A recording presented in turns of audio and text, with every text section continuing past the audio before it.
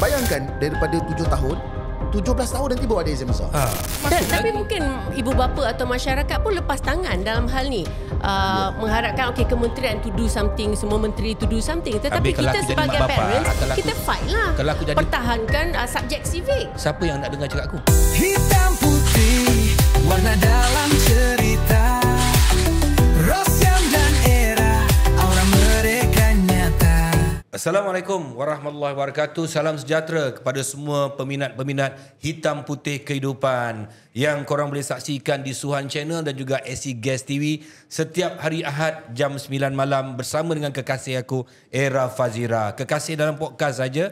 Terima kasih kepada SC Guest, tong gas yang paling ringan di dunia, yang paling handsome yang di dunia, yang diperbuat daripada material Kevlar, Aramide fibers, bahan bulletproof, heat resistant. Alhamdulillah. Siapa yang nakkan tong gas ni boleh pergi ke acgas.com.my, cari dealer, cari agent. Tapi Era, Ya.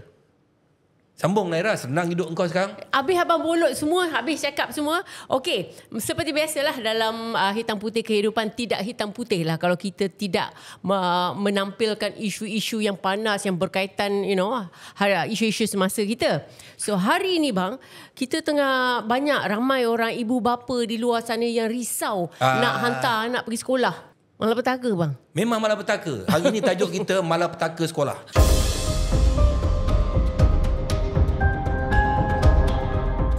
Sekolah malapetaka. Ambil kan. Dah semua tak boleh apa kan, pergi sekolah kena itu, kena ni, kena. Baik tak payah pergi sekolah macam aku. Itulah dia bang. Tapi macam mana pun kita kena pergi sekolah. Cuma macam mana sekolah tu menjadi malapetaka atau sekolah itu tempat yang bagus, tempat yang mendidik anak-anak kita dari sudut akademinya dan juga kehidupannya. Macam mana kita nak seimbangkan, selarikan benda-benda ni dengan kehidupan kita akan datang. Kalau anggap sekolah tu malapetaka, susahlah. Dalam kau jangan banyak Siapa cakap. tanggungjawab sebenarnya ni? Ini yang kita nak bincangkan hari ini. Kau tak payah cakap banyak-banyak lah. Aku dah bawa Brother Botak ni. Brother Botak ni boleh cerita dengan kita. Okey, kau kenalkan Brother Botak ni siapa? Hari ni kita bawa Brother Akhi Fairuz ataupun nama sebenarnya Muhammad Fairuz bin Abu, aktivis, seorang yang sangat-sangat aktif lah. Orang kata memberi ceramah sini sana tentang pencegahan zina sejak tahun 2011. Ya, betul. Dan menubuhkan MFA Smart Training and Consultancy pada tahun 2017 dan banyak jugalah jabatan-jabatan yang mengikuti training ini. Jadi selamat datanglah diucapkan kepada Akhi. Terima kasih. Akhi ni tahu tak apa maksudnya bang? Mana aku tahu. Akhi ni dalam bahasa Arabnya saudara. Jadi saudara Fairuz. Oh, Okey, selamat datang Akhi, Akhi Fairuz kita. Macam yang kita bincangkan lah. Tapi sebelum kita nak masuk lebih dalam lagi tentang sekolah malapetaka ni, mungkin Akhi boleh ceritalah, difahamkan Akhi ni berasal dari Jengka, Pahang. Ya, betul. Cuba Jengka cerita. Jengka berapa? Jengka 21. Oh, anak Felda. Betul, anak Feda. Tengok. Felda Malu tanam kelapa sawit. Kenapa? Tak tahu kau dah belah, kau tak duduk kat Felda. Saya pernah menoreh dulu, menoreh getah. Semua lah. Cuma Ya? sawit tak sempat. Oh, sawit tak tempat. Tak sempat. Tapi saya masa getah masa tu. Tapi Okey. Jengka ni besar tau. Betul. Sampai Jengka 24, 25. 25. Jengka ni satu yang pusat bandar Jengka. Abang punya farm kat Jengka, dekat Pahang lah. Tak, sebelum tu kita kan belajar geografi.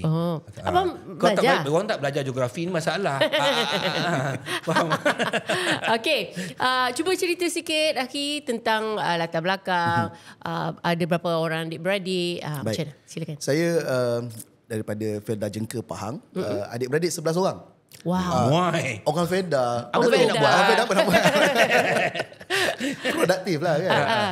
Tapi saya banyak terlibat dalam isu yang saya selalu banyak sebarkan. Awareness tentang sexuality, tentang isu keselamatan anak-anak, tentang isu bully sebagainya. Bila saya mula tahun 2011 tu dengan Raudatul Sakinah.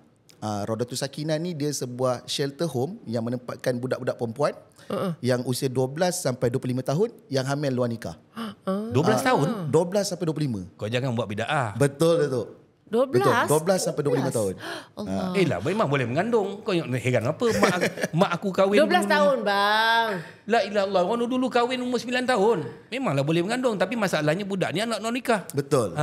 Dan di rumah tu saya tak jaga. Cuma saya dilatih untuk pergi ke sekolah untuk buat program pencegahan supaya budak lelaki bertanggungjawab dan perempuan kau tak masuk ke rumah tu. Cuma nak ceritanya rumah tu tahun 98 dibina. Ketika tu yang masuk ke rumah berkenaan kebanyakannya 18 tahun ke atas. Lari sebab cinta tak direstui. Tunang tapi tak sempat kahwin, dah terlibat, dah terlanjur. Tapi bila zaman tu berubah 2010 ke atas, kebanyakan yang masuk tu antaranya 12 tahun, 13, 14, 15. Dan kalau ketika tu tahu siapa pasangan yang melakukan benda tu, tapi bila zaman makin berubah, mereka masuk bila ditanya siapa yang mengandungkan, ada yang jawab saya tak pasti mana satu.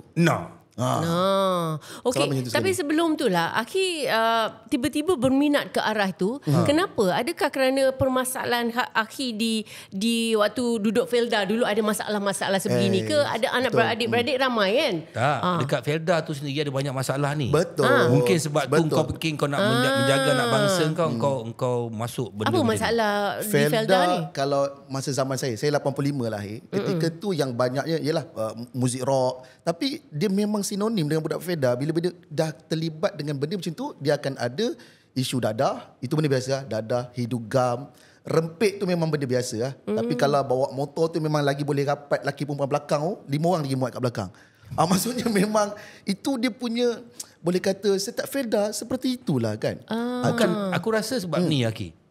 Sebab dah tak ada hiburan lain. Ini kesilapan aku rasa kesilapan lah. Ya. Sepatutnya bila buka tanah rancangan ni kena adakan juga macam contoh aktiviti. Tak ada, dulu tak ada. Betul. Aktiviti tak ada, hiburan tak ada. Jadi budak-budak ni dia duduk ibarat duduk dalam hutan. Tak tahu nak buat apa. Tapi kalau Felda ada banyak je macam dekat balai-balai dia orang buat dewan-dewan aktiviti. Kalau perempuan itulah dia orang menjahit, itulah dia orang buat macam-macam. Perempuan ada, lelaki ni masalah dia. Perempuan lelaki tak ada aktiviti ke? Saya setuju juga dengan statement tu. Tak ada aktiviti, tak ada ruang untuk mereka nak bermain tu. Cuma ketika tu kalau nak kata dari segi hiburan pun ibaratnya budak-budak Felda ni, dia apa yang ada itulah keseronokan dia. Mandi paya, mungkin aktiviti pada hujung minggu. Cuma bila dah meningkat usia remaja, mereka nak cari keseronokan yang lain. Dan pattern ketika itu dengan rempit, dengan sebagainya yang membuatkan mereka pun termasuk juga dengan golongan berkenaan. Tapi itu cerita lama lah. Felda sekarang dah berbeza sekarang. Dan generasi yang first pun sekarang macam ayah saya pun dah 80 lebih. Kan? Dan ada yang dah meninggal dunia. Nak ceritanya zaman tu dah berubah. Cuma lately ni masalah tu bukan hanya berlaku pada tempat-tempat yang seperti itu, tapi di mana-mana saja. Kan? Dan paling kita risau yang kita nak cerita hari inilah di sekolah. Di sekolah. Tu. Sekolah yang tepat yang kita anggap tempat paling selamat ni dah jadi tak selamat. Kan? Macam-macam kes bully tu dah biasa. Yang sekarang ni kes rogol tu dah jadi biasa. Yang baru ni kes bunuh. Terror ke tak terror orang budak-budak sekolah sekarang. Zaman aku dulu bully tu biasalah. Bully tu biasa, risau okok tu biasa. Rogol aku tak pernah dengar dulu. Mungkin sebabkan dulu kita punya media tak sampai ke tahap tu kot. Aku rasa ada berlaku. Tapi tak sampai. Mungkin di pendalaman, tapi berita tu tak sampai. Sekarang ni kau buat je keluar kan internet. Jadi makna tu sebar. Aku rasa apa yang berlaku hari ni dulu ada berlaku tak? Pada pendapat. Dia macam ni. Saya nampak dia datang dari segi sudut bahasa orang Melayu lah. Contoh peribahasa haruan makan anak. Benda tu dah lama. Maksudnya benda tu wujud. Cuma hari ni bila mana dia terlalu banyak expose kepada unsur kelucahan, pornografi, membuatkan idea untuk ke arah itu lebih mudah dan lebih senang. Ditambah pula kalau yelah zaman dulu-dulu kan, kalau benda-benda lucah ni sekadar tape, VHS segala bagai, kena ada effort untuk dapat. Sekarang kat mana-mana boleh dapat. Sekarang tekan telefon. Betul dah. Oi, dulu nak dapat VHS tu kan. Sorok-sorok betul tu. Sorok. Ada pengalaman tak? Ada. Apa pula tak ada? Tak payah sorok lah. Kau orang kat luar sama jangan cakap aku jahat lah. Kau orang pun bayar-bayar aku memang dulu dapat VHS tu. Sampaikan VHS tu lusuh kau kerja kan. Kan. Jadi ketika tu benda tu ada, cuma ruang untuk melakukan benda tu kurang. Sekarang benda tu lagi senang. Internet, gadget, kat mana-mana boleh buat. Dan komunikasi antara remaja kanak-kanak ni lebih luas lagi. Kan kalau dulu setakat sekolah je, tapi hari ni balik rumah masih lagi berbual dalam WhatsApp group mereka, di dalam Boleh aplikasi FaceTime, betul. Dan kemudiannya dalam main permainan game mereka online sekalipun ada komunikasi yang berlaku. Jadi nak ceritanya zaman tu sangat cepat berubah, membuatkan pattern pemikiran budak-budak pun sangat laju dan pemikiran mereka. Yang paling takut sekali kan judi online. Yalah. Dulu kalau betul kata Aki tu, dulu masa zaman saya zaman tulisan. Buku-buku. Dulu ada buku yang merosakkan minda kita orang termasuk aku. Tajuk buku tu Mona Gersang. Oh, saya tak sempat. Kau tak sempat? Tak sempat. Tak, ini betul loh. Ini tajuk dia Mona Gersang. Cerita buku tu pasal seks. Habis buku tu dapat selai pun jadilah ni. Kan? Bagi orang yang umur macam aku ni, kau tahulah bila aku sebut Mona Gersang kau pandai. Ya. Lepas tu bertukar VHS tape. VHS. Lepas tu tukar CD. CD betul. CD. Sekarang masuk CD, lepas tu dah masuk apa yang ada sekarang. Inilah revolusi kehidupan. Betul. Tamadun bertukar, tapi kita mak bapak khasnya dah bersiap sedia tak dengan tamadun pertukaran ni? Setuju. Guru-guru dah siap sedia ke tidak? Kita punya sistem pendidikan dah siap sedia ke tidak? Apa Sekarang ni kalau dulu kenakalan macam yang abang cakap lah, bully lah, nak merempit lah. Kalau nakal waktu kalau duduk di hostel ke semua, campus ke, bila cuti diorang nak pergi clubbing lah, nak buat benda-benda macam tu. Tetapi sekarang apa yang saya difahamkan oleh masalah-masalah di kampus dan sebagainya, diorang sekarang addictive to sex. Ya. Kerana macam yang kita cakap lah, mungkin kerana terlalu mudah nak akses benda-benda macam ni. Jadi macam mana, apa pandangan Aki pasal ni? Kak Era sebut, Datuk pun sebut tadi, berkaitan dengan apa sebenarnya yang berlaku kan. Saya nampak daripada segi isu ketagihan seksual ni, satu, saya banyak juga tengok podcast Datuk yang Datuk cerita pasal pada anak macam ni. Ini kalau cium-cium ni orang barat, kita tak boleh buat kan. Sebenarnya satu kelompongan yang paling besar adalah anak-anak kita ni, jangan kata dulu, sekarang pun mak bapak tak bersedia nak cerita ke anak tentang hal-hal seperti ini. Sebab itu dalam topik kita hari ini, adakah sekolah yang berperanan? Sebenarnya kedua berperanan. Sekolah pun ada peranan dia, ibu bapa pun ada peranan. Tapi bila kes-kes macam ni berlaku di sekolah, dalam kelas, lepas tu dirakam, lepas tu dijual, orang akan nampak kesalahan tu pada premis sebab berlaku kat sekolah. Lainlah berlaku kat rumah, lainlah ditangkap di hotel. Jadi kat sini yang saya nampak adalah kenapa anak-anak muda kita dia sampai jadi macam ni. Dia dua. Satu, ketidakfahaman mereka kepada benda-benda seksual hingga membuatkan predator mengajar mereka. Ini dalam akta kanak-kanak dipanggil sebagai pengantunan seksual ataupun sexual grooming. Dia diajar. Dan siapa yang ajar dia ni? Antara individu yang kerap dilaporkan oleh pihak polis, mereka adalah orang yang dikenali oleh mangsa itu sendiri.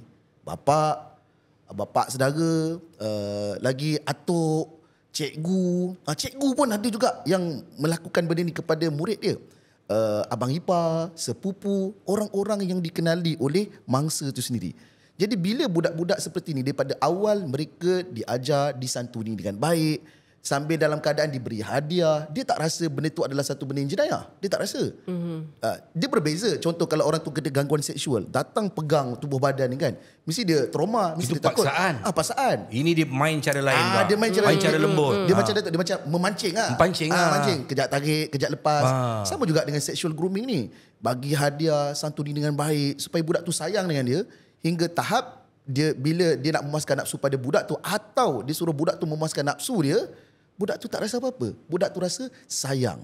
Tapi bila budak tu dah sedar, dia dah rasa benda tu tak betul dan kemudian dia pergi ke sekolah, kan? Mungkin benda tu dah tinggalkan dah. Mungkin pakcik dia tu dah dibuat report dah atas apa yang dibuat ataupun pelaku tu sendiri. Tapi budak tu dah ada pengalaman rasa seronok pada benda tu. Disebabkan itulah bila mana dia ada ruang, ada akses, ada peluang, dia rasa nak buat lagi benda yang sama. Sebab tu saya suka statement Ketua Polis Kelantan lah. Bila mana dia menyebutkan dalam isu seperti ni, kebanyakan kes yang dia selalu handle, suka sama suka. Tapi tetap rogol lah sebab bawah umur. Macam baru-baru ni Datuk kan, isu di Kedah yang mana dibaling, yang mana seorang perempuan dilaporkan pagi, berita pagi keluar, dirogol di kebun sawit, di sekolah, siap ada rakaman daripada bulan Mei sampai bulan Ogos. Suka sama suka tu. Lepas tu pagi tu memang orang dah hentam lah lelaki, kau ajar lelaki, memang patut kena potong dia punya kan. Lepas tu petang hari polis keluarkan statement, kes ni bukan rogol berkumpulan tapi ada unsur suka sama suka.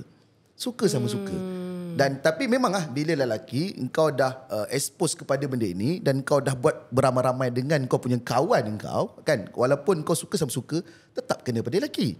Sebab itu carangan polis Kelantan dia sebutkan sudah sampai masanya akta itu diperincikan semula supaya wanita yang mereka ini juga mendapat keseronokan dalam hubungan berkenaan juga dihukum dan disokong pula oleh Datuk Mufti Wilayah Ustaz Fawaz Fazil. Cuma benda tu jadi isu lah. Sebab kebanyakan kes yang saya jumpa, gadis-gadis perempuan yang mana mereka ni ketagih kepada benda tu, dia jarang datang tiba-tiba. Biasanya dia pernah dapat expose benda tu dengan cara diajar lebih awal. Tapi bila zaman saya pun ada. Zaman saya dah ada benda ni. Saya tak terkejut pun. Zaman saya dia panggil awet rewang. Ataupun zaman lepas awet rewang ni panggil lauk. Lauk ni lauk untuk ramai-ramai, lauk kenui. Bosia. Bosia, itu semua maknanya benda tu dah ada. Tapi ketika tu social media tak macam sekarang. Betul. Berita tu tak merebak macam sekarang. Orang memperkatakan dia keluar surat khabar, siapa baca-bacalah, siapa tak baca lah dia tutup macam tu. Tapi sebenarnya zaman tu dah memang ada, tapi besar tak besar. Tapi bagusnya social media ni dia membuatkan kita macam alert. Alert apa yang berlaku sekarang kan. Apa yang berlaku. Jadi ini yang menjadi ketakutan bahawa apa yang sebenarnya gadget ni lah penyumbang yang paling besar. Macam zaman saya tadi, buku, VHS, dia ke arah tu lah. Tapi sebenarnya kenapa kau nak salahkan sekolah? Kenapa? Sebab dia berlaku kat sekolah, kes pembunuhan, kes rogol berlaku kat sekolah. Kenapa kau nak salahkan sekolah? Kenapa anak kau jadi macam tu? Sebab engkau tak didik dengan betul. Nampak? Kenapa? Betul. Saya setuju dengan Datuk. Sebab memang dalam isu ni kita tuding jari memang senang. Salah menteri, salah sekolah. Lepas tu ada yang sebut sekolah tutup bawah kapet, kes-kes bully ke, benda-benda seksual ke. Tapi sedap ceritanya, bila kita menyalahkan tu, memang kita akan dapat siapa yang salah. Tapi kalau kita fikir balik, sebenarnya didikan awal tu daripada mana? Jawapannya daripada rumah. Kan, daripada rumah. Dan saya nampak hari ni anak-anak dengan mak ayah yang bila saya pergi ceramah ni pelajar-pelajar ni, antara benda yang paling ketara berlaku antara anak-anak bila dah meningkat usia remaja dengan mak ayah, tak ada berbual lah. Tak ada komunikasi, tak ada sembang.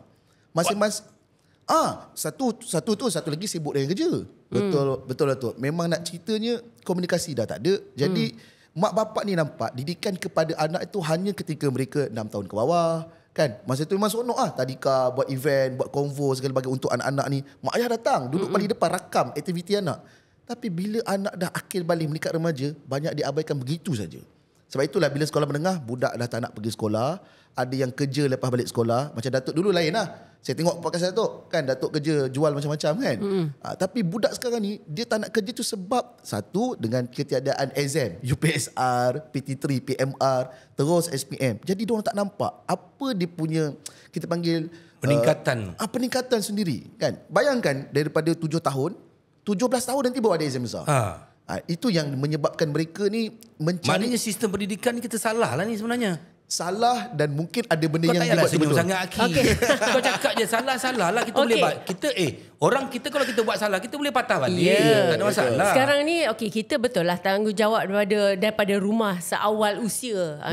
Communication, parents, family semua betul. Now, sekarang bila kita bercakap tentang sekolah, apa approach, apa cadangan kita kepada pihak-pihak sekolah agar mengadakan satu subjek ke tentang pembelajaran seksual ke ataupun social semasa, isu semasa ke, cara bagaimana kita nak approach tu. Sebab kalau kita tengok kan semua subjek kita memang dah sedia ada. Tapi nak masuk kalau macam di Jepun contohnya, daripada sekolah tadika lagi dah dididik cara disiplin, civic dipanggil civic. Sekarang ada civic ke?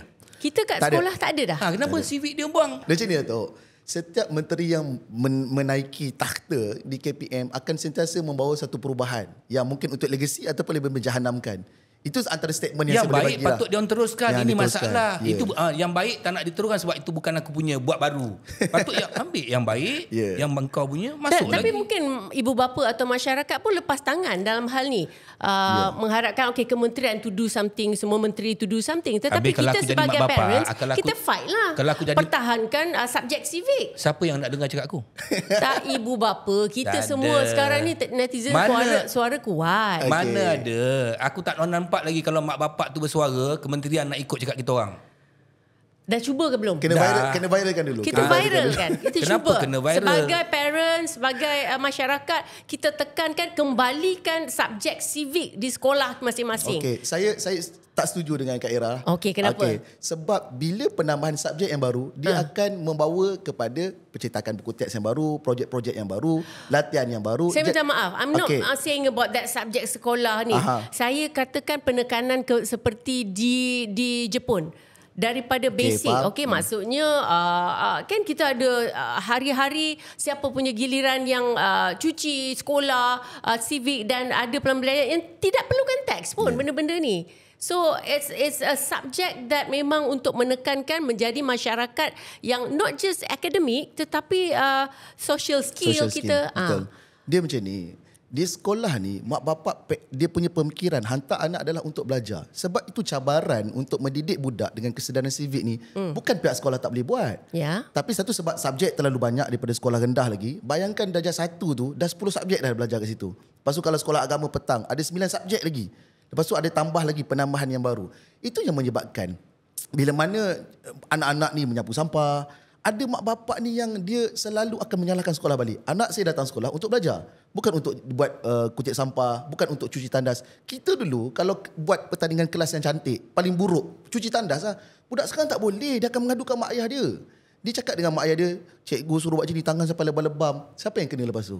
Sebab tu ada kes yang cikgu rotan pelajar pun sampai kena dakwa kat mahkamah. Ada saya pernah jumpa cikgu-cikgu yang rotan, terkena sini sikit, ada jala. Bapak bawa lawyer tu pergi ke sekolah. Dan akhirnya ada yang saya jumpa cikgu tu sendiri baru keluar pada penjara. Keluar penjara Kajang. Disebabkan hukuman kepada budak yang tengah main masa tengah semayang kat masjid.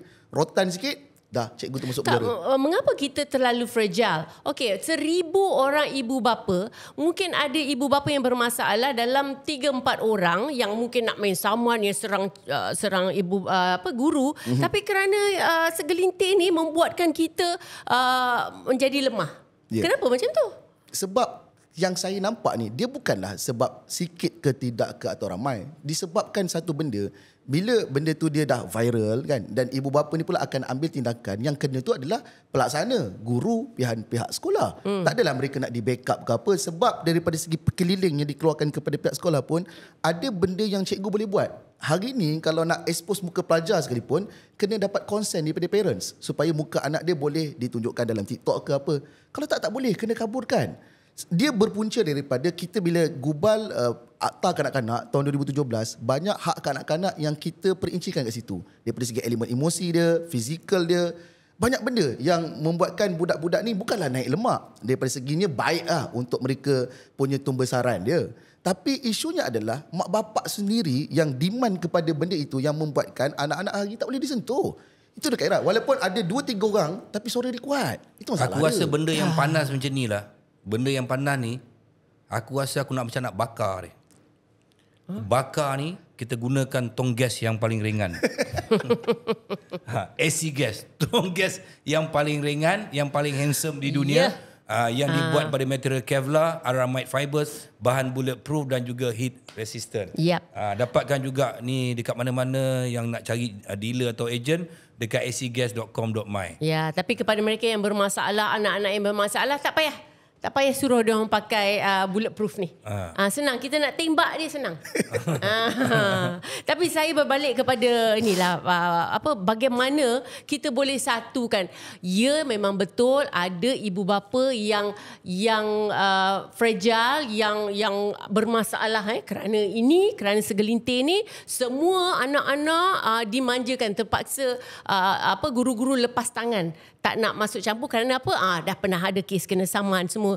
Tetapi saya rasa kalau kita yang positif, yang nampak kebaikan mendidik anak kita tu adalah bagus, why not kita semua bersuara dan kita melawan mereka-mereka yang segelintir ni?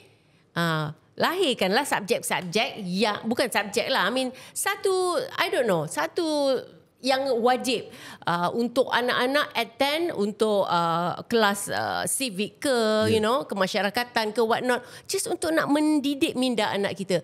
Yes, betul ibu bapa ada tanggungjawabnya, tapi sekolah pun mainkanlah peranan. Saya setuju. Memang daripada segi teorinya memang nampak mudah yang mana kita implement benda tu dan dapat kerja sama parents. Isunya sekarang, bila kita nak menjadikan budak tu adalah manusia, ketika tu adalah kemuncak kepada perbincangan sekolah dengan ibu bapa, mesyuarat PIBG. Mak bapak tak datang. Kan ketika tu yang datang pun pengerusi YDP lah. Dan YDP tu nanti takkan ada siapa yang nak cabar. Sebab tak ada siapa nak ambil tugasan tu. Okay? Dan punya AJK, kadang-kadang saya pernah pergi untuk mesyuarat PIBG ni, mereka suruh sampaikan talk sebelum mesyuarat tu bermula. Cikgu tu lagi ramai pada mak bapak yang datang. Sebab tu hari ni ada yang buat mesyuarat PIBG atas talian saja. Kemenjadian murid, macam contoh saya pergi ceramah di MCKK, di Alam Shah dan kemudiannya di sekolah-sekolah asrama ni lah. Kebanyakan program-program ataupun pengisian budak-budak adalah inisiatif daripada mak bapak mereka sendiri. Mak bapak yang panggil penceramah ni, mak bapak buat tuition untuk mereka. Cikgu tak apa, cikgu ajar dalam kelas, kami yang buat. Tapi kesungguhan mak bapak di sekolah-sekolah macam ni tak dapat di sekolah-sekolah harian biasa. Di SMK, di SK tak dapat. Kan? Sebab bila sekolah kerajaan lah, cikgu lah yang handle. Sebab itu kalau kita nak implement benda ni, kita dah ada dah dalam pendidikan Islam, dah ada dalam subjek moral, dah ada. Dalam subjek pendidikan kesihatan pun bercerita tentang keselamatan diri, tentang private part, tentang cabur rogol, semua dah ada. Tapi nak ceritanya budak sekarang ni dia bukan hanya duduk kat sekolah tu je. Cabaran dia duduk kat rumah, kat handphone, social media, pergaulan. Sekolah berapa jam? Selebihnya itulah yang membentuk karakter budak-budak ni. Sebab itulah buat segala sekalipun kesedaran civic ke, buat apa ke, tapi kalau kat rumah tak guna, memang kau tu tak tidur malam asyik push rank main ML je, memang tak jadi apa. Kan? Sebab itu dia kerjasama tu perlu bersama-sama. Kan? Yalah satu kampung nak menjadikan seorang budak tu. Tapi sekarang ni yang orang nampak adalah mak bapak sekolah, itu je. Sedangkan dia adalah tanggungjawab komuniti, masjid, jabatan agama, termasuklah influencer, artis, supaya voice up benda ni, supaya kesedaran tu bermula datang daripada rumah juga. Ini salah satu punca ni, inilah Datuk Rosyam Noh. Duk main watak-watak yang gigit-gigit bibir tu. Itu semua tu ke arah itulah bang. Pernah terfikir tak? Kau tak tengok mesej di sebaliknya? Jauh sangat nak sampai mesej, tapi kan orang ada nampak. dua, kan Allah jadikan pasangan lelaki perempuan, syurga neraka, baik jahat. Kalau kau buat drama, kau buat cerita, kau buat baik je lah. Kat mana kau nak timbulkan isunya? Faham tak? Alah. Asyik berlakon jadi polis itu tak faham. Asyik polis. Macam ni. Tapi cerita Datuk tu, bila saya pergi ke sekolah, budak-budak dia tahu watak iman berkenaan dan dia memang gelak, memang pecah. Dan ada yang memahami bila mereka kena seperti itu, dia tahu nak buat apa. Itu kebaikan lah. Cuma kalau nak menyalahkan satu drama ataupun series dengan adegan ketap bibir saja membuatkan masalah tu berterusan. Contoh isu bully ke, high council segala bagai tu, membuatkan benda tu dapat inspirasi pada budak untuk buat. Tak betul. Sebab benda tu tak ada cerita tu pun, benda tu akan berlaku. Benda tu tetap berlaku. Ya, tapi itu sikit sebanyak ianya memberi inspirasi pula kepada diorang. Tak, Era. Cerita tu telah membuka satu kes yang besar yang disorokkan selama ni. Kes-kes rogol, haruan makan anak, tiba-tiba banyak yang buat live mengatakan mereka pernah dirogol oleh bapa kandung sendiri, abang sendiri. Berani tampil. Tampil selepas drama tu keluar. Itu tanggungjawab saya untuk dihina oleh orang pada awalnya. Supaya saya nak sebagai tanggungjawab sebagai seorang pelakon mengenengahkan satu kes-kes ataupun isu-isu yang tersorok. Itu cerita tu. Dan awak tengok watak Iman tu, dia jahat daripada perlakuan, tetapi keluar daripada mulut dia bercerita tentang benda-benda baik. Tapi dia ni kudakan agama, faham tak? Sebab tu dia berbalik-balik kepada akhlak. Akhlak ni bermula daripada rumah. Siapa yang didik, siapa yang buat anak tu. Engkau laki bini yang buat anak tu, kau suka sama suka, kau dah buat anak tu lahir. Lepas tu sampai tu masuk 7 tahun kau hantar pergi sekolah. Begitu kau hantar pergi sekolah, kau lepas tangan. Tak boleh. Sebab didikan tu mesti daripada rumah. Sebab apa? Kalau dia sekarang ni tak cakap, kalau tak cukup agama, kau cakap macam mana? Agama lah sebenarnya membentuk akhlak satu manusia. Okey, saya minta maaf. Kalau bercakap tentang itu, agama kalau kita tengok ada juga masalah-masalah yang berlaku di sekolah-sekolah agama, di tempat-tempat agama. Jadi agama ni yes memang betul, tetapi kadang-kadang kita nak katakan elemen-elemen agama saja pun susah juga sebab benda tu berlaku. Aku jawab untuk bagi pihak masjid. Okey, silakan. Saya ada kawan saya. Anak saudara dia belajar di Mesir. Okey, ni contoh di luar negara. Mesir tau. Mesir. Aku malas sebut universiti tu. Okey. So, dia diliwat oleh guru dia yang janggutnya panjang kerana dia naif. Dia kononnya macam awak cakap tadi ya, Aki. Yang macam, okay, I want to give you special tuition apa semua. Dia buat baik. Lepas tu dia ingat benda tu betul. Lalas dia ketagih. Hari ni dah ketagih benda tu. Ketagih benda tu. Sebab tu ada orang kadang-kadang pada awalnya mak bapak tak buka sosial kehidupan kepada anak-anak. Dia sorok. Tu tak boleh, ni tak boleh, tak pernah tengok TV tak ada kat rumah. Jadi dia tak tahu apa yang berlaku kat luar dan apa yang baik, apa yang buruk. So di sekolah agama juga sama juga. Kan? Sekolah agama pun sama. Yang pergi belajar agama ni, saya ada kawan yang ada sekolah agama, engkau daripada pagi sampai malam kau suruh dia mengaji Quran je. Duduk lelaki dengan lelaki. Aku rasa perempuan ni dia punya alat sulit macam mana pun dia tak tahu. Sampai kau tahu tak? Ini aku cakap mungkin orang akan marah. Dia duduk kat situ dah lembut, berakhlak, duduk lelaki-lelaki ni semua berakhlak, jalan lembut, pagi sampai malam baca Al-Quran, tak ada sukan, tak ada apa, jadi lembut. Yang dia ada tengok muka jantan hari-hari dia jatuh sayang. Jatuh sayang pula. Dah dia buat kerja sama-sama. Banyak berlaku sekolah tahfiz, sekolah asrama penuh. Yang banyak berlaku yang kejadian ni di sekolah-sekolah berasrama. Dan juga ada juga guru juga meliwat mereka. Betul. Mungkin Aki boleh ulas benda ni. Bila kita nampak solusi ni ajar anak tentang agama, dia sebenarnya macam inilah. Bila mana Islam diturunkan oleh Nabi kan, sahabat-sahabat ni dia belajar sikit. Kan, perintah solat, kewajipan pun kemudian. Tapi yang awalnya adalah pembentukan karakter sendiri kan. Syurga neraka, baik buruk, halal haram. Itu pun masa kat Madinah selepas 13 tahun kat Mekah. Sikit. Tapi anak-anak kita hari ni diajar tentang agama terlalu banyak pada waktu yang mereka tak sepatutnya faham tentang benda tu. Kan, asas yang Nabi Muhammad titip awal tu adalah persoalan akidah. Percaya pada Allah, Tuhan melihat apa kita buat, halal haram kan. Walau kau duduk seorang sekalipun, Tuhan tengok apa kau buat, malaikat mencatat. Itulah pemahaman sahabat-sahabat ketika tu. Tapi anak-anak pada hari ini dalam subjek agama tu dipecahkan kepada berapa banyak subjek yang lain sampai tahap budak-budak ni itu ke agama yang patut mereka belajar daripada awal. Yang saya nampak dalam tahap mereka usia 7 sampai 7, 8, 9 ni adalah pembentukan karakter. Masa inilah macam yang Kak Ira sebut tadi, ajar mereka bagaimana nak menguruskan diri, nak kemas bilik tidur macam mana. Itu kat rumah. Di sekolah pula bersihkan kelas, cuci, tingkap segala bagai. Itu pembentukan karakter yang patut ada pada usia ketika tu. Sama juga dalam penerapan agama kepada anak-anak. Dalam usia macam tu, contoh kebersihan sebahagian pada iman. Tapi atas teksnya untuk jawab dalam peperiksaan. Tapi yang patut anak faham, okey, kebersihan sebahagian pada iman, minggu depan kita akan buat field trip, kita pusing sekolah, kita bersihkan sekolah. Jadi budak akan faham, oh inilah agama. Sama juga macam isu Palestin. Kita tak boleh hanya cerita pada buat minggu Palestin, diserang segala bagai.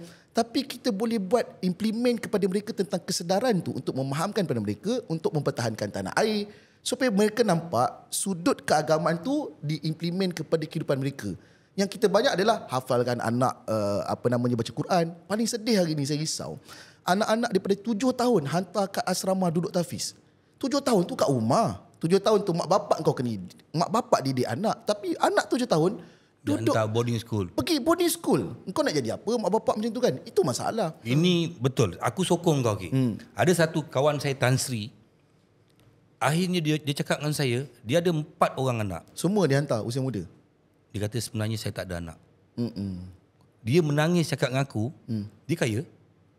Baru dia sedar masa anak dia sekolah rendah lagi, dia dah pergi international school. Lepas tu masuk asrama, Form 1 dah masuk asrama, dah boarding school. Habis je terus hantar overseas. Balik daripada overseas, kahwin.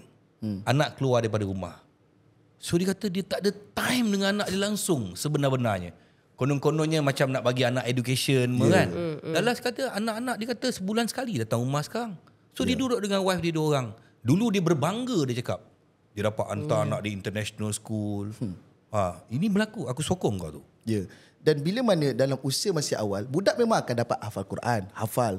Tapi kebanyakan isu-isu budak-budak muda ni senang untuk kena grooming tadi oleh senior-senior yang mana mereka pun masa awal dulu kena benda yang sama. Dan dia berlaku kitaran. Dan yang paling saya risau, bila mana anak-anak ni dalam fasa keremajaan akhir balik, tubuh badan yang berubah, rasa seksualiti, keinginan benda tu, itu yang Datuk sebut tadi. Hari-hari mengadap mereka je. Tapi mengadap itu bukan hanya tempat mengaji. Dalam bilik tidur, masa mandi sama. Betul. Dia tak ada start pada liwat. Dia akan bermula dengan gesel-gesel dulu, raba-raba dulu, kiss-kiss saja, gurau-gurau je. Tapi sampai tahap dah timbul keseronokan, akhirnya akan ada yang jadi bottom lah. Jadi bottom seorang pergi top. Itulah cerita-cerita dia yang bermula kat Tafiz ke, SBP ke, MRSM. Sorry to say lah tu. Memang kes-kes macam ni susah nak bendung sebab dia tersorok sangat tanpa pengetahuan pihak sekolah. Lepas tu kadang-kadang pihak sekolah tahu. Ada yang tahu pun ada tahu juga. Sebab betul. Dia tak nak pecahkan benda ni. Kau gila KPI dia, maruah sekolah tu akan jatuh. Dia orang cubalah macam sebenarnya ubat budak-budak ni kononnya ni. Lama-lama makin merebak. Dan kadang-kadang ada cikgu tu, kadang-kadang dia 2 tahun je kat situ. Lepas tu dia belah. Yang lain datang tak ambil pot. Bukan nak salahkan apa, sebab ini benda ni sebenarnya dia balik-balik kepada yang mula-mula asal dia mak bapak je. Asal dia lah, aku rasa asal dia kat situ lah. Bukanlah cakap anak kita sempurna kan, tapi kita pun sebenarnya takut juga. Saya masa anak saya sekolah dulu, anak saya sekolah ni, kat sekolah tu dia ada banyak tomboy dengan lesbian. Sekolah perempuan? Sekolah perempuan. Memang top lah anak sekolah. Saya cakap dengan anak saya, kau kena ingat tau, mana budak-budak perempuan, kakak-kakak senior kau yang nak buat kau jadi adik angkat, kau jangan layan. Kau jangan layan. Itu mesti lesbian kan, mesti tomboy lesbian nak makan kau kan. Kau jangan tiba-tiba nak buat adik angkat, jom kita belajar sama-sama, kau jangan percaya. Saya cakap dengan dia. Alas, dia orang faham lah. Macam saya katakan dulu kan, anak saya tengok orang bercium kat dalam TV kan, saya kata tengok bini saya marah. Sebab dulu masa mak aku tutup mata, aku tutup, tapi aku lebih nak tahu apa tu kan. Jadi saya kata tengok tapi itu bukan budaya kita. Itu budaya orang putih. Kita terang lah. Sebab dia orang ni kena buat macam kawan sikit. Okey. Sekarang ni kita tengah bercakap tentang masalah-masalah isu semasa kan. Sekarang ni solusi. Kita nak mencari solusi. Macam kita cakap, semuanya bermula pada ibu bapa daripada rumah. Dan anak-anak bermula pada ibu bapa. Tetapi sekarang ni bagaimana kita nak melahirkan ibu bapa yang ada knowledge. Ibu bapa yang baik pula. Sekarang ni kita ke belakang lagi tentang ibu bapa. Adakah rasanya wajar kalau dulu sekarang ni lah kita kalau nak kahwin kita kena ada kursus kahwin. Okey, untuk nak melahirkan konon keluarga rumah tangga yang baiklah. Kalau apa kata kita lahirkan pula satu lagi kursus untuk sebelum anda menjadi ibu bapa. Sebab ini kita kata anak-anak bermasalah kerana ibu bapa. Jadi solusinya di mana di sini? Era. Yang mak bapak yang kau suruh nak kahwin ni pun tak suka pergi sekolah. Lepas tu kau suruh dia masuk sekolah lagi. Bukan masuk sekolah bang. Macam ni, sebelum kahwin you ada kursus kahwin. Kalau tak you tak boleh kahwin kan. Kursus kahwin tu pun dia terpaksa tau. Terpaksa kan. Now kita jadikan pula terpaksa sebelum menjadi ibu bapa, katakanlah nak mengandung apa, sebelum melahirkan apa, ambillah kursus ibu bapa untuk nak melahirkan jenazah. Ini kita nak fikir jauh. Tadi, pergi sekolah pun dah malas. Abang, diorang nak kahwin, diorang wajib kan? Diorang kena ambil kursus kan?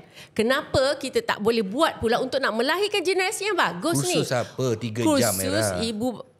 Kursus kahwin 3 jam. Kursus apa? Okey. 3 jam je kau belajar apa? Ya betul bang. Tetapi sekarang ni kita nak mencari solusi bang. Kalau tak kita duk tunding-tunding, tak ada solusi ni. Kau panggil menteri mana pun tak ada solusi lah benda ni. Saya rasa tidak, it's not impossible to guide. Kadang-kadang ada ibu bapa yang tak tahu ni menjadi ibu bapa. Ada. Apa nak buat lagi? Kalau program yang sebelum kahwin ada kursusnya. Kursus pra perkahwinan. Bila nak jadi mak bapak, kursus pra keibu bapaan.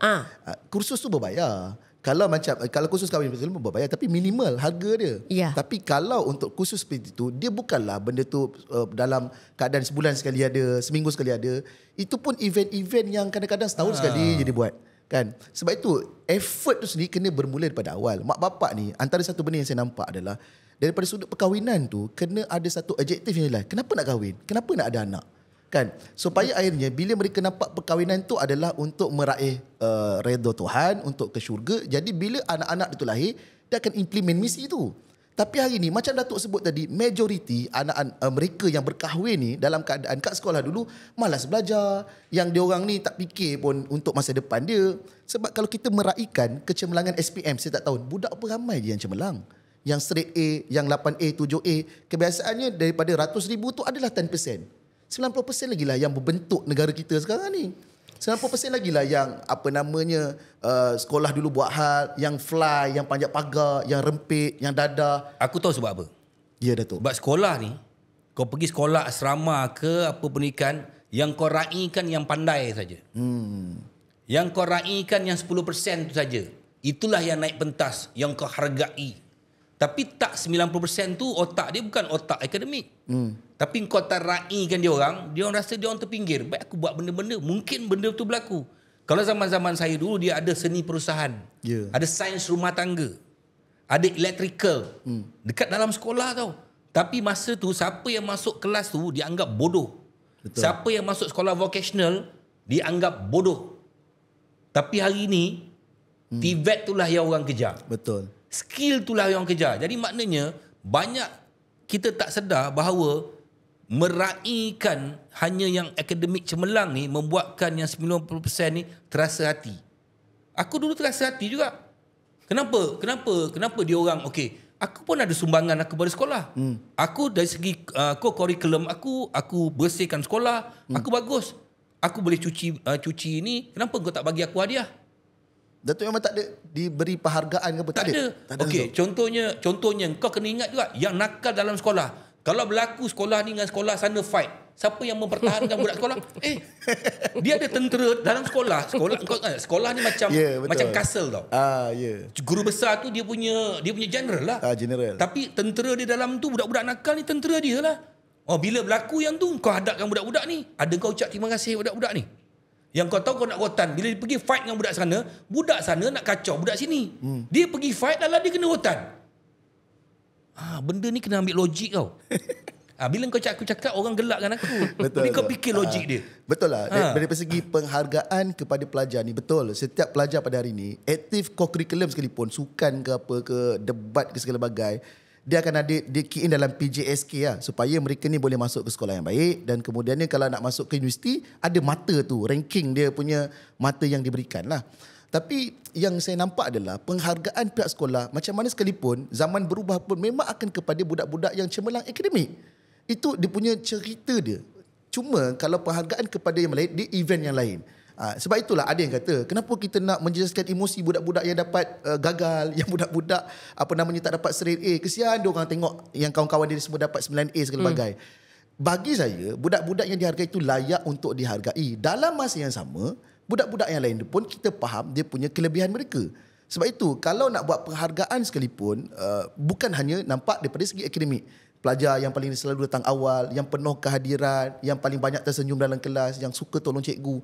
Budak-budak ni yang saya nampak Datuk Kak Ira, dia orang ni, dia benda yang diimpress benda-benda yang kecil je. Contoh macam kita kecil-kecil dulu kan, mak supi kedai beli bawang ke apa, kita ambil bawang 5-6 ketul bawang merah tu yang nampak besar-besar yang elok. Mak puji, cantik kan kau ambil ni kan, mak suka lah tengok ni kan, pandai anak mak beli. Kita impress, kita rasa seronok.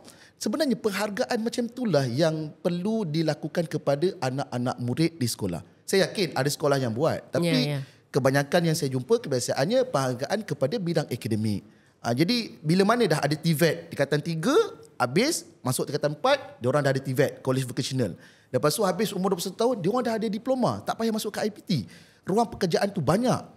Dan sebab itulah anak-anak muda pada hari ini, bila mana mereka nampak ruang untuk pekerjaan tu, kerajaan pun dia perkasakan TVET, segala bagai qualification pun ada banyak. Jangan malas belajar.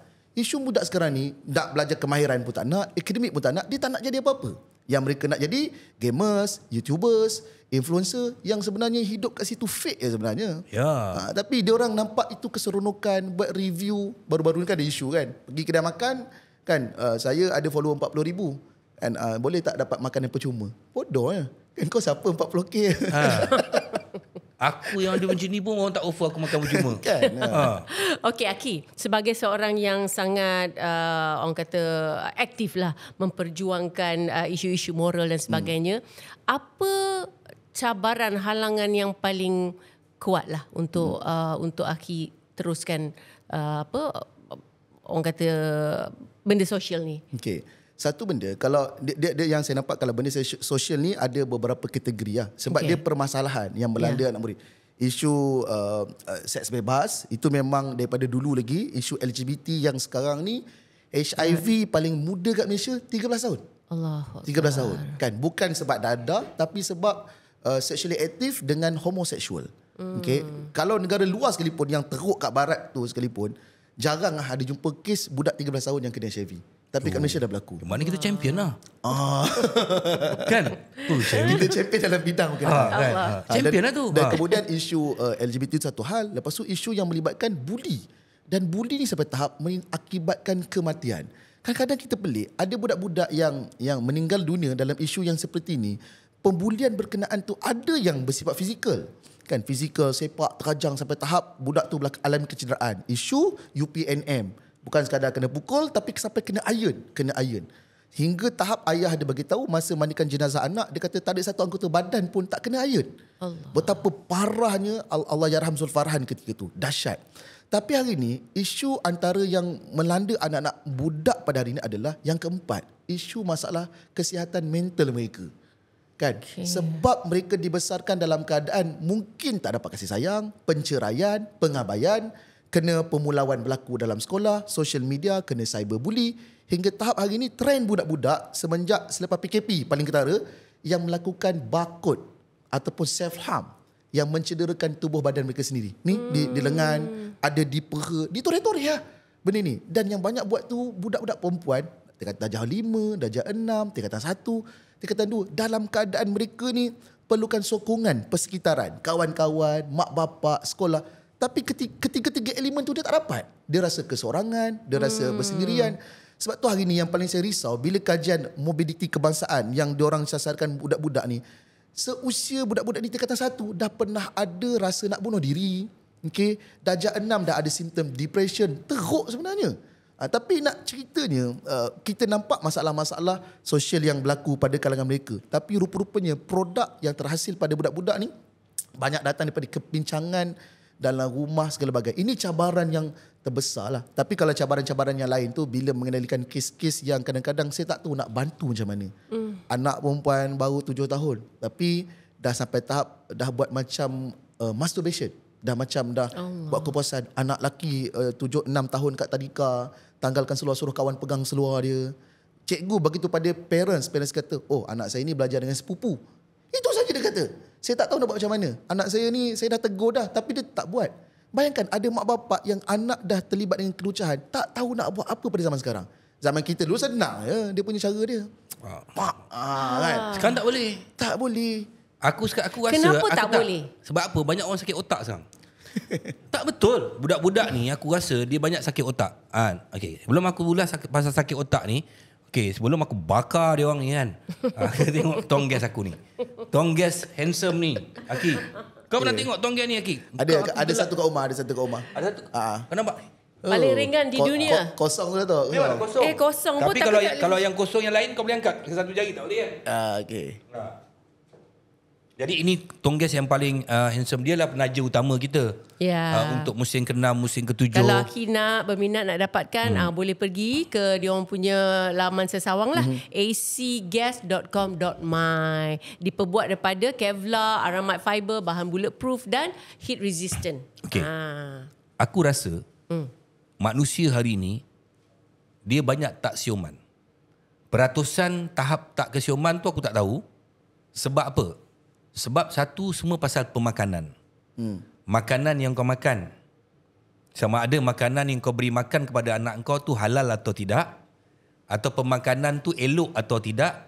walaupun halal, elok ke tidak dengan kau punya body dan juga pemakanan apa yang kau tengok kat dalam social media ni. Yang kau makan ni yang membuatkan orang sakit otak. Yelah, takkanlah kau sampai 9 orang kau boleh sereka satu kawan manusia. Bukannya kau, walaupun bukan kawan kau, manusia. Kau bayangkan kita kena sereka sikit. Ini kau boleh tekak macam tu, kau boleh tengok orang tu mengelitik. Aku tengok benda tu, aku cakap kalau budak-budak tu, bagilah aku masa dalam satu kurungan, kau ikat dia orang, bagi aku rembat dia orang. Bagi aku kesempatan untuk aku rembat dia orang kan. Memang kau ikat dekat kursi tu, bagi aku rembat dia orang. Seorang-seorang aku rembat. Sampai ke tahap tu marah. Kau tak ada otak ke? Kau tak ada otak ke kan? Ini aku rasa yang kes bunuh ni budak tu tak sakit otak lah. Ya. Budak mental problem. Macam kenapa dia mental problem? Sebab dia melalui, dia tengok polis dah keluarkan sebab banyak terbabit dengan social media. Mental problem. Okey, kenapa melakukan seks pada awalnya? Sebab dia mental problem. Sebab dia ketagih. Bila ketagih pada usia awal, ada keseronokan, dia tengok porn yang boleh tengok dalam ni. Jadi dia orang tengok, dia orang nak melakukan. Bila buat pula terasa sedap. Memanglah sedap. Bila sedap, nak ulang. Bila ulang, lama-lama jadi mudarat. Itu yang Aki cakap tadi, 12 tahun dah mengandung. Kan, dah mengandung. Ada kawan saya, Haji Husim, dia ada kaunselor berdaftar. Dia kata banyak kes-kes anak kena liwat, anak macam-macam yang datang ni, tapi mak bapak ni tak nak report polis. Malu. Betul. Malu. Jadi ini aku rasa banyak kes macam ni Aki kan. Betul. Antara benda yang saya nampak, satu kes yang saya pernah cerita di podcast lain. Selalu orang kata ini first saya cerita kat podcast kan. Saya dah pernah cerita kat podcast lain. Okay. Berkaitan dengan kisah dua orang budak 7 tahun dengan 5 tahun. Yang ketika balik kampung diajar oleh sepupu dia 13 tahun, lelaki. Budak-budak diorang tu pun lelaki juga. Yang mana sepupu dia ajar tengok video lucah. Kan video lucah pula yang lain. Video lucah lelaki dengan lelaki. Sampai tahap budak ni dia nak tahu lebih lagi hingga mereka ketika mandi bersama perbuatan tu berlaku. Kan? Bila perbuatan tu berlaku, budak ni tak cerita pun kepada ibu bapa. Sama juga grooming kan. Sepupu dia kata jangan cerita pada mak dengan ayah kamu sebab kalau cerita nanti saya tak nak lagi tunjuk cerita-cerita, tak nak main game sama-sama. Budak 7 dan 5 tahun, apa yang dia tahu? Hinggalah tahap bila mana mereka ni balik kampung ayah tadi, kampung ibu tadi kampung ayah dia, ini kampung ibu. Kampung ibu, anak ni cerita bila mandi bersama dengan sepupu kat kampung ni, dia kata tak samalah abang sepupu sini dengan abang sepupu kat kampung ayah. Masa itulah anak dia cerita apa yang dia kena. Dia kena liwat oleh dia punya abang sepupu dia yang tingkatan 1. Tanya, punca tengok video lucah dan paling menyedihkan bila mereka ni rasa teringat dengan benda tu, terbayang kat rumah, terbayang dia orang buat sesama adik-beradik pula. Allah. Kan? Dalam usia 5 dengan 7 tahun. Siapa yang buat siapa? Adik buat pada abang sebab abang kena lagi banyak teruk. Okey? Dan ceritanya Datuk, tak selesai sekat tu Era. Yang dia punya abang sepupu tadi tu, parents ni suruh dia bertanggungjawab call dia punya adik-beradik dia ke sana, tu anak saudara dia buat macam tu kan. Kena pukul segala bagai dan mak ayah budak tu nak berhentikan, cuba teka dia nak masukkan kat mana? Nak masukkan ke sekolah agama. Jadi bila masukkan budak ke sekolah agama, benda tu akan berterusan. Sebab itu antara tempat terbaik untuk didik budak dalam rumah tu sendiri. Dan dalam rumah ni hari ni bukan ada mak bapak dengan anak. Anak-anak ni bawa masuk benda luar dalam rumah dengan handphone. Betul lah kau cakap kan. Kalau ada masalah orang masuk sekolah agama. Masuk sekolah kan. Even dadah pun pergi belajar agama. Lala dia bawa benda tu sekali habis semua satu tu. Macam ibarat macam dia bawa virus lah. Lagi merebak lah betul ke? Dia merebak. Dia mungkin lah masuk tu dia kena pukul dengan bapak dia, insaf saja. Tapi jumpa pula kawan lebih kurang macam tu, nampak pula yang macam lembut-lembut sikit, dia pun high jugalah. Macam mana dia pun tak rasa keinginan ke arah itu. Akhirnya benda tu berterusan. Dan bila berterusan dia kena liwat bukan dia nampak yang lembut. Dia kena liwat, dia akan nampak yang strong. Kan? Sebab dia gegel. Dia cari boboy kan? Dan benda tu Datuk, dia akan berterusan bila mana katakanlah belajar okey, SPM okey, sambung belajar jadi ustaz. Apa yang dia akan buat? Buat madrasah, ada budak-budak, kat situ budak-budak kena. Dan benda ni yang polis, siapa-siapa banyak dedahkan tentang isu ni. Kan sampai tak budak-budak ni dia ajar untuk melakukan benda tu. Baru ni ada siasatan di sebuah negeri ustaz dia ajar budak-budak, dia kata liwat ni haram kalau buat secara paksa. Tapi kalau ada konsen, ada kerelaan, harus. Sampai budak-budak tu percaya, Datuk. Sampai percaya. Yelah, dia cikgu kan? Dan sampai tak ada siapa yang buat report sebab percaya dengan dia punya mudir yang apa namanya, memberitahu benda macam tu. Ketaksupan pun satu masalah juga dalam kalangan anak-anak muda kita, kesian. Itu pun lagi kita cerita tentang kes yang melibatkan orang agama kita, selebriti agama kita yang sampai tahap buat grooming kepada budak-budak muda sampai 9 orang. Kes berlangsung kat 4 mahkamah berbeza, tapi dah dijatuhkan hukuman. Apa yang dia buat?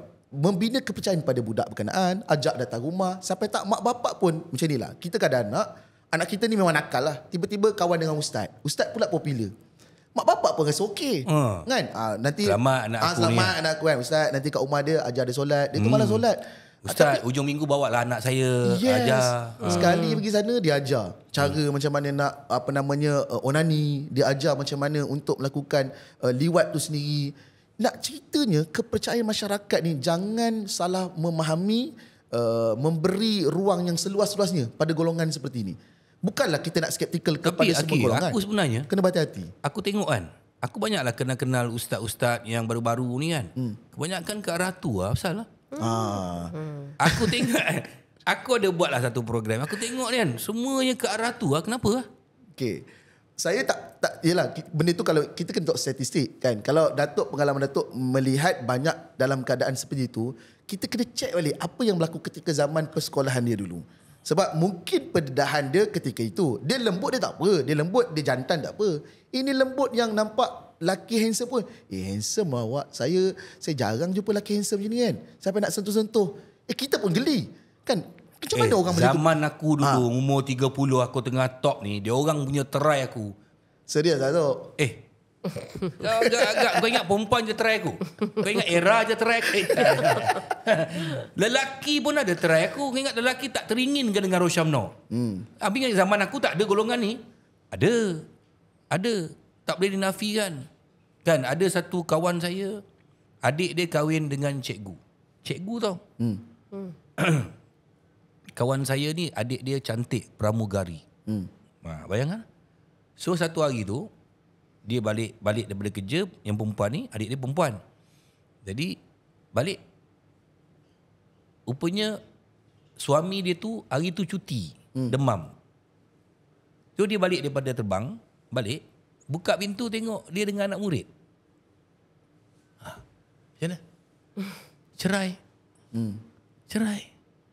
So benda ni macam, itulah balik kepada yang kita cerita ni, sekolah malapetaka ni. Bukan kata sekolah biasa ni, sekolah ni, tapi sebenarnya bukanlah 100%.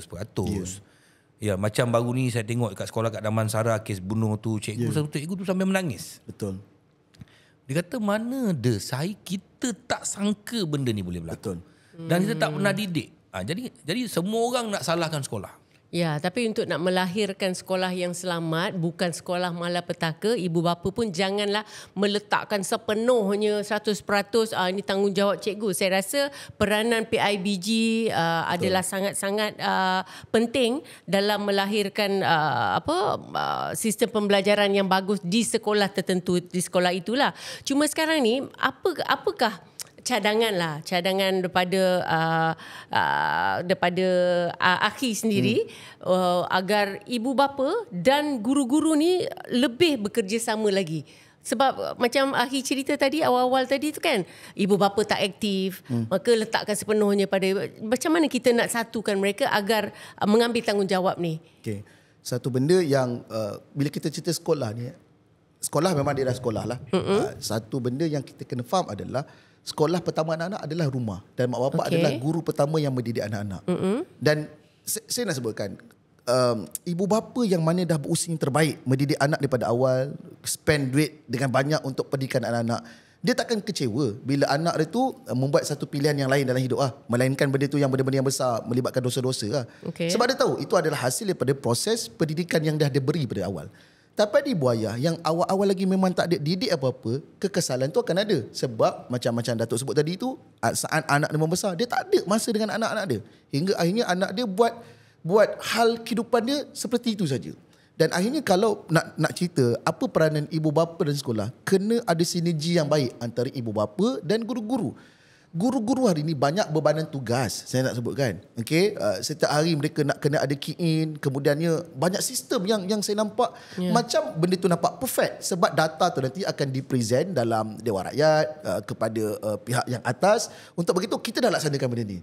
Sama juga macam sekolah, dia setiap tahun akan buat kempen anti bully, anti gangguan seksual. Setiap tahun. Ini bully, ini anti gangguan seksual. Tapi tetap juga benda tu berlaku. Sebab sekolah ni nak cerita, polis datang. Kadang-kadang pegawai penjara dah tunjuk dah cara sebatan kat penjara. Budak takut sekejap je. Lepas tu dah tak takut dah. Sebab itu nak menjadikan budak ni Malaysia, tempoh tu panjang sangat. Daripada 7 tahun sekolah ataupun daripada tadika 4 tahun sampai 17 tahun. Lama nak bentuk karakter anak-anak ni. Jadi kerjasama antara kedua tu penting. Tanya sekolah apa yang diorang perlu. Kadang-kadang sekolah baru-baru ni ada sekolah kat Sijangkang tu kan, itu ribut kan sampai tercabut semua. Apa ibu bapa boleh buat? Kita boleh kata mana kementerian cepat bantu kan. Betul lah bawa sekolah KPM. Tapi nak ceritanya, apa yang sumbangan yang boleh ibu bapa bagi kepada sekolah berkenaan? Ada sekolah kadang-kadang dia punya papan putih tu dah tak macam putih dah. Kan? Ada sekolah yang masih lagi pakai papan hijau, walaupun saya suka je papan hijau tu. Dalam keadaan sangat uzur, tak ada kalau dewan sekalipun hanya guna tapak perhimpunan. Sebab itu kat sini banyak orang puji sekolah-sekolah budak-budak Cina. Kan, sekali buat collection 200,000 satu malam boleh dapat. Nak buat satu dewan terbuka, ada kipas besar, katakanlah 300,000. Malam tu sendiri semua dah keluar dah. Bagi 10,000, 20,000. Tapi kita nak ceritanya, yang masyarakat kita, terutama orang kita lah sendiri kan, nak keluar duit, spend untuk pendidikan di sekolah ni susah. Duit PIBG pun kadang-kadang, ini bukan wajib ni, kenapa nak bayar? Padahal benda tu sumbangan kepada pihak sekolah untuk pelaksanaan pembangunan anak-anak di sekolah. Kan? Sebab itu mak bapak ni sentiasa tanya pada cikgu-cikgu, apa saya boleh bantu dalam kelas, apa yang saya boleh buat cantikkan kelas, apa yang boleh bantu. Tapi mak bapak ni sorry lah, kebanyakannya kedekut lah. Kan? Bila sekolah kerajaan nak bantu, kenapa kami nak keluarkan duit? Sebab itu sekolah-sekolah kejadian murid ni di sekolah-sekolah yang saya sebut tadi tu kan, sekolah-sekolah yang bagus ni, memang mak bapak ni spend duit, bincang dengan dia punya persatuan dia semua kan, untuk bawa masuk funder supaya kita nak buat smart TV kat dalam setiap kelas kan. Berapa collection satu kelas macam ni, mak bapak keluarkan kan, bantu. Tapi kat sini kewangan mak bapak tu pula yang sangat menjadi masalah. Jadi masalah. Saya 2 tahun lepas, kali pertama saya masuk sebuah sekolah Cina. Sebab ada program dalam tu. Sebab saya kena jadi moderator di Sentul. Datuk cakap Cina lah? Tak. Program-program orang Melayu. Okey. Ada dengan polis apa semua Okey, kan. okey, buat kat dewan situ. Kat dewan situ. Dewan dia ada mini auditorium tau. Lepas tu saya pergi tukar baju kat toilet. Bukan toilet guru tau. Toilet pelajar. Saya boleh tidur dalam toilet ibarat tu. Saya terkejut gila. Bersih ya amat. Saya macam, kenapa sekolah kebangsaan? Betul lah, Kedah lah. Dan satu lagi, sekolah kebangsaan kita hari ni, populasi masyarakat tu tak cukup sekolah tu ruang. Sebab kat hari ni pembangunan, kalau kat Lembah Kelang ni kan, kalau ramai banyak sangat. Ada sekolah sekarang ni, sekolah menengah dekat 4,000 orang. Kat Meru, Kelang tu, kat Kapar. Betul, ada dah bajet baru ni untuk pelaksanaan sekolah. Berapa tahun sekolah tu nak siap? Jadi lambakan budak-budak satu sekolah tak efisien untuk jadikan sekolah tu selamat. Salah dia kepada semua orang, termasuk perancang bandar. Perancang bandar yang berkaitan dengan majlis perbandaran ke majlis daerah ke apa benda, dia yang merancang tempat tu. Engkau dah tahu sekolah tu kecil, yang kau benarkan dibuat bangunan untuk rumah lagi banyak dekat situ, buat apa? Betul. Lepas tu rumah pula, rumah apartmen, kondo, berapa banyak budak-budak yang akan pergi sekolah. Sekolah rendah tu, kat RI, sekolah rendah ada banyak, sekolah swasta. Sekolah menengah dia akan pergi satu sekolah yang sama. Kan, sekolah yang sama. Itu budak satu sekolah 3,500. Macam mana cikgu nak handle? Dah macam universiti. Kadang-kadang sekolah macam ni, cikgu-cikgu pun saling tak mengenali satu sama lain sebab terlalu ramai anak murid mereka. Kan? Lepas tu pula hari ni, cikgu-cikgu lelaki ni kat sekolah kurang.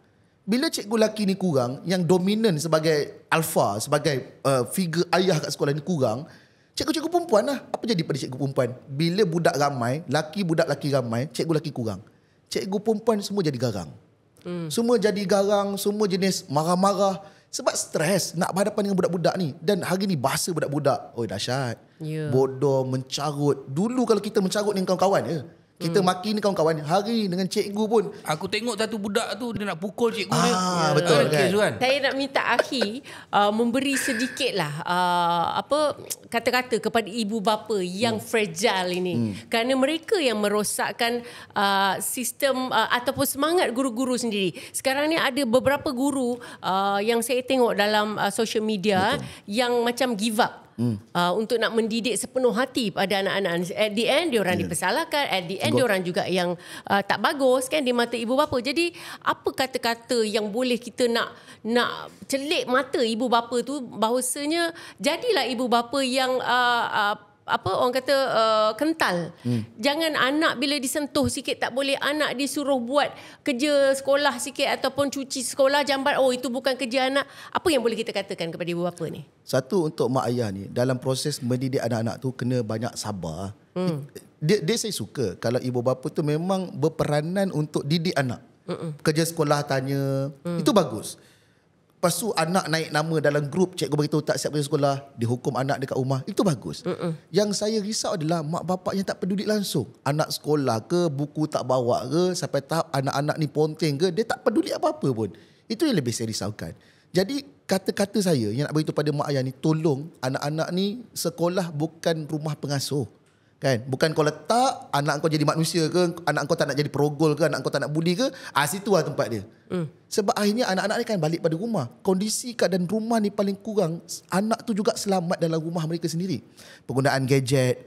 Hari ni parents memang tak peduli pun kebanyakan bila anak ada handphone. Anak 2 tahun ada handphone, 3 tahun, 4 tahun. Yang mereka ni diberi akses dengan sangat meluas, kan? Budak-budak sekarang ni dia punya short memory dia kepada benda nak absorb isu-isu ni, benda-benda pendek 5 saat, 10 saat, tak suka swipe. Itulah kebosanan yang akan berlaku pada mereka kat sekolah. Otak dia dah adapt lah. Okey, 5 saat video, tak suka, swipe. Pergi sekolah, cikgu guna pattern yang sama juga kan, menyantuni mereka, dia cepat pun jadi bosan. Kat sinilah mak bapak ni jangan dewasakan anak sebelum anak tu dewasa. Anak tu budak-budak ni Datuk kan. Saya nampak antara menyebabkan generasi dulu dia kuat, dia strong, sebab waktu kanak-kanak dia tak dirampas. Dia orang banyak masa bermain. Main bola, jatuh, kaki kena exhaust motor, sampai tahap ada luka. Itu yang mengajar mereka jadi manusia. Bila mereka bermain dengan kawan-kawan beramai-ramai, dia akan handle konflik. Akan ada bergaduh sikit, lepas tu settle. Budak sekarang tak ada menangani konflik tu daripada awal. Balik rumah, handphone. Nak keluar takut tak selamat. Lepas tu pula kalau bawa pun pergi mall, pergi tempat main playground yang kat dalam situ. Diorang tak ada life zaman kanak-kanak. Survival dia tak ada. Survival tak ada. Macam inilah kita ambil sirah tentang sirah Nabi kan. Nabi Muhammad masa kecil-kecil kan Nabi dihantar kat kawasan pedalaman. Di Bani Sa'ad, Halimatus Sa'diyah tu. Masa Nabi diasuh tu 2 tahun. Lepas tu Halimatus Sa'diyah kata dia nak sambung lagi sebab Nabi Muhammad banyak bawa keberkatan. Nabi masa tu apa kerja dia? Keluar pagi main, balik petang. Keluar pagi main, balik petang. Main. Main apa? Panjat bukit, kejar kambing, mengembala kambing. Itu je. Dan hari ni budak-budak kurang bermain ketika waktu kecil. Dan bila mereka kurang bermain, mereka hanya main benda yang ada kat gadget dan handphone saja. Benda tu yang tak menyebabkan mereka ni jadi lemah, jadi lonely, tak keluarkan hormon yang baik pada diri, cepat fragile, cepat koyak, sensitif. Radioaktif? Betul. Dia orang sampai tahap tak ada common sense. Dia atau cakap dia jadi gila. Radioaktif ni boleh rosakkan otak kau tapi memang kau tak nampak. Sebenarnya kita punya gadget ni radioaktif dia kuat tau. Macam kau cakap tu betul. Dia sebenarnya dia kena kembali ke lumrah kehidupan asal manusia. Cara dia macam ni. Macam kita zaman-zaman dulu cara macam ni kan, kau lasak badan cekang. Aku tengok budak-budak sekarang, aku tengok tangan umur 20 lebih kan. Aku rasa perempuan pun kalah tangan jantan ni. Satu urat pun tak ada. Ya. Mak bapak pun tak tekankan untuk bersukan, untuk ke depan. Nak bapak sukan dia pun macam tu. Itulah. Dia pun tengok gadget. Jadi anak tu kecoh, dia cocok satu dah, dia lepas tu dia main sambung. Jangan kata budak-budak sekarang, si tua-tua sekarang pun dah benda sama. Sebab inilah revolusi. Zaman berubah tetapi kesediaan kita untuk menyambut zaman tu tidak ada. Betul. Sebenarnya contohnya tahun lepas berapa banyak silibus universiti dibuang. Sebab universiti pun tak peka dengan perubahan zaman. Jadi manusia dekat Malaysia ni pun tak peka dengan zaman yang makin bertukar kerana mereka yang berada di tahap atas yang sepatutnya memberitahu tak memberitahu. Mereka juga tak alert. Jadilah masalah-masalah yang timbul lagi ni. Contohnya social media ni apa semua kan. Sebenarnya macam China, dia dah tahu, dia dah sekat. Dia boleh sekat. This up to you. This is my country. I'm the ruler of the country and I'm ruling the country. Sama ada aku nak benarkan kau punya social media ni masuk ke tidak atas kehendak aku. Tapi kita membenarkan secara masuk dan kau tahu tak, social media kat Malaysia ni nombor 1 di dunia pengguna dia. Walaupun negara kita 34 juta, tapi cara penggunaan kita nombor 1. Sebab tu dalam social media ni apa masuk semua percaya. Semua percaya. Saya percaya ramai ibu bapa nakkan anak yang baik, anak yang berjaya dunia dan akhirat lah. Dan tu sebabnya ibu bapa juga willingly untuk hantar anak pergi tuition, hantar anak pergi kursus ni, hantar macam-macam untuk nak melahirkan anak yang baik. Tetapi ibu bapa juga harus ada ilmu. Kadang-kadang macam abang cakap lah, sekolah ni yang dah sistem mereka sistem lama, dah tak cope up dengan masyarakat budak-budak zaman sekarang. Saya rasa ibu bapa pun kena cope up juga dengan cara pendidikan yang betul dengan generasi sekarang yang dengan teknologi macam mana handle. Saya percaya juga ibu bapa, khususnya ibu bapa yang pertama kali nak diorang ada semangat untuk aku nak jadi ibu bapa yang baik. Unfortunately mereka kecundang kerana tidak ada ilmu. Maka saya tetap di sini mengatakan adalah baiknya sekiranya kita ada kos untuk melahirkan ibu bapa yang berilmu untuk mendidik anak-anak kita. Sebagaimana pentingnya kita ada ilmu untuk nak berkahwin, untuk sebagainya segala, penting juga kita mewajibkan ibu bapa sebelum menjadi ibu bapa tu ada pengetahuan dan ada ilmu untuk nak mendidik anak. Dia inisiatif, dia satu inisiatif mak bapak. Yang kedua, kalau nak mewajibkan benda tu, dia kena daripada satu pada pihak kerajaan. Contoh, khususnya wajib, kalau tak kau tak dapat budi 95, kau tak dapat sumbangan RM100. Yes, macam tu. Dia akan datang. Tapi isunya adalah bila mana benda tu dia ajar kepada mereka, dia akan ajar secara basic.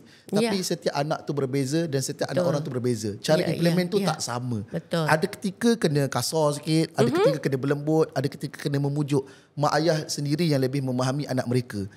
Guru ni ada terlalu banyak kekangan di sekolah. Dalam kelas tu memiliki budak-budak yang datang daripada latar belakang yang berbeza. Mereka hanya nampak anak murid di situ saja, selebihnya ibu bapa. Dan yang saya nak sebutkan last sekali, umur anak ni seperti mana? Ada yang kata Sayyidina Ali, ada yang kata saya lupa yang mana satu, tapi anak 1 sampai 6 tahun memain dengan dia. Main. Masa ni lah yang anak terlepas untuk main tu. Hari ni Datuk saya tanya tekan, ada budak-budak mandi hujan pun tak pernah. Mak dia awal bagi protek, masuk nanti demam kan. Padahal itulah yang akan memakai antibody dia. Main pasir sikit marah, berlumpur sikit dia rasa pengotor. Ayah okey, ayah relax je. Mak-mak yang sangat ni lantak bagi kan. 7 sampai 12 tahun waktu yang terbaik untuk mendisiplinkan anak. Bayangkan kalau ada hantar anak ke sekolah 7 sampai 12 tahun. 12 tahun. Disiplinkan. Buat macam ni, ini dia punya ni kan, ini ganjaran. Tak buat macam ni, ini hukuman. Masa ni lah ajar anak penggunaan handphone, gadget, pukul berapa, install parenting control, Google Family. Benda-benda tu, waktu ni disiplinkan. Push, belajar. Hantar kelas berenang, hantar sekolah memanah, hantarlah apa saja untuk anak-anak ni sedar waktu ni adalah untuk disiplinkan dia. Tapi yang banyak mak bapak terlepas adalah waktu 13 sampai 17, berkawan dengan anak. Kan? Berkawan dengan anak ni dia tak cukup banyak. Kenapa budak-budak ni waktu remaja dia lebih selesa dengan kawan? Sebab kawan suka sembang dengan dia. Kawan dengar cerita dia. Mak bapak waktu ni dia annoying dengan anak.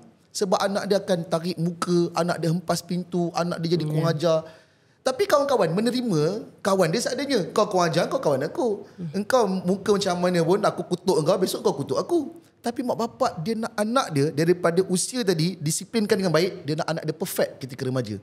Pada waktu remaja lah anak jadi bodoh sangat. Jadi bodoh, lepas semua bangga dengan kebodohan dia. Ketika itulah yang banyak boleh selesaikan masalah adalah berbual, berkomunikasi dengan mereka. Kan? Tapi ibu ayah ni kena banyak sabar bila anak remaja ni. Kan? Anak saya baru yang paling tua sekali pun 12 tahun lah. Tapi pengalaman saya jumpa dengan budak-budak remaja ni, antara benda yang selalu dicerita adalah diorang tak ada masa langsung dengan mak bapak. Ketika remaja dah tak ada pelukan. Ketika remaja mak bapak dah tak puji dia. Yang ada adalah membandingkan. Kemudiannya semua kesalahan mereka pikul. Dan kemudian mereka dah tak nampak ada fokus kejayaan itu. Dan akhirnya dalam isu kita sekolah malapetaka ni, jadi malapetaka tu juga boleh berlaku dalam sekolah madrasah pertama dalam rumah tu sendiri. Dia sebenarnya secara keseluruhannya sebenarnya kalau kita nak ambil kata sekolah malapetaka, tempat belajar malapetaka, rumah malapetaka, kita nak tuding pun tak boleh. Kadang-kadang alasan-alasan daripada anak-anak ni, dia kata mak bapak tak rapat dengan dia, kan? Itu semua alasan-alasan yang bagi saya tak boleh terima. Sebab saya masa zaman saya dulu pun mak bapak saya tak rapat dengan saya. Bukanlah tak rapat, maksudnya mak saya kerja, bapak saya kerja. Saya dibela oleh, sepanjang mak bapak saya pergi kerja, saya dibela oleh abang saya yang berusia dia ketika tu baru 12 tahun. Dia yang pakaikan baju saya. Dia yang kemas rumah, dia yang bagi makan suap saya. Dia yang pimpin saya pergi sekolah. Kan? Bila saya masuk umur saya 13 tahun sampai umur saya 17 tahun, saya yang masakkan untuk keluarga saya. Saya masak untuk keluarga saya, saya cuci pakaian keluarga saya keseluruhannya. Sebab saya tak ada adik-beradik perempuan. Tak ada rumah setinggan. Tak ada pun mak bapak saya rapat, tapi benda tu yang mengajar kita kehidupan. Kesukaran tu. Sekarang ni saya rasa budak-budak sekarang ni dia ada kesenangan. Kesenangan dan tak rasa susah. Tak rasa susah. Jadi dia sebenarnya dia macam terencat sekejap. Macam benda baru masuk, semua senang. Semua senang. Kerajaan bagi duit, kerajaan bagi tu, subsidi ni, ini masuk sana, ni masuk sana. Dulu engkau susah ke, engkau tak ke, yuran kena bayar. Yuran kena bayar. Kau carilah duit, macam mana pun yuran kena bayar. Kita pergi sekolah dulu, duit pun tak ada. Bukan saya seorang, ramai. Zaman ketika tu, itu yang membuatkan mungkin zaman saya budak-budak banyak kental lah. Budak-budak sekarang lembik. Kau tengok, fizikal cukup lah. Fizikal budak zaman dulu dengan fizikal budak zaman sekarang. Budak-budak sekarang semua lembik macam gagal. Yang jantan ni tau. Sebab dia duduk banyak. Lepas tu makan tepat. Sebab mak bapak dah sekarang alhamdulillah ekonomi dah bagus, kerajaan dah bagi banyak ekonomi yang baik. So makan tepat. Dulu macam zaman-zaman aku makan tak ada. Pergi sekolah, kau bayangkan pergi sekolah tak bawa duit makan. Tak bawa apa benda pun. Tapi mak bapak ketika tu tak boleh buat apa. Tapi kita tahu mak bapak kita susah je. Kat situ kita belajar. Survival. Jadi saya rasa kita tak nak menuding jari sekolah malapetaka apa, tapi malapetaka tu dah berlaku dah. Dan bagaimana kita berbincang hari ini untuk kita melihat secara keseluruhan. Tapi saya paling suka yang tadi Aki cakap dengan Era cakap, PIBG tu.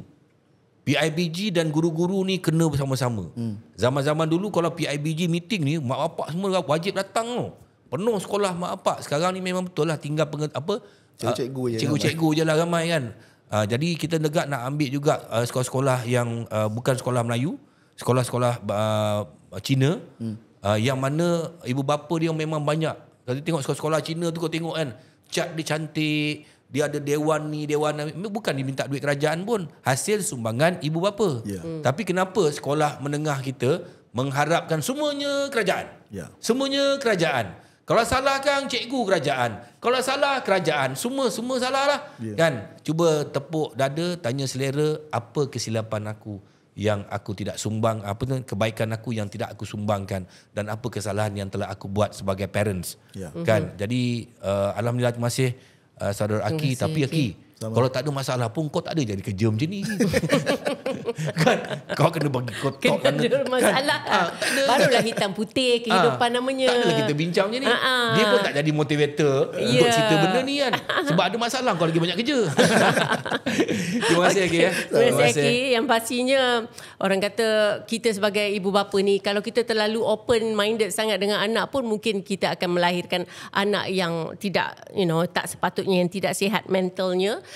Tetapi kalau kita terlalu kepung, kadang-kadang kita cakap kontrol anak, kepung anak, ini tak boleh, itu tak boleh. Itu juga pun melahirkan anak yang lembik, yang naif, tidak bertempat. Maka jadilah ibu bapa yang berilmu, yang boleh baca psikologi anak, yang tahu apa keadaan semasa dan kelilingnya. Okey, sama-sama kita doakan agar generasi akan datang tu menjadi generasi yang kita boleh bergantung harap, insya-Allah. InsyaAllah. Terima kasih juga kepada SC Guest, kepada penaja utama kita.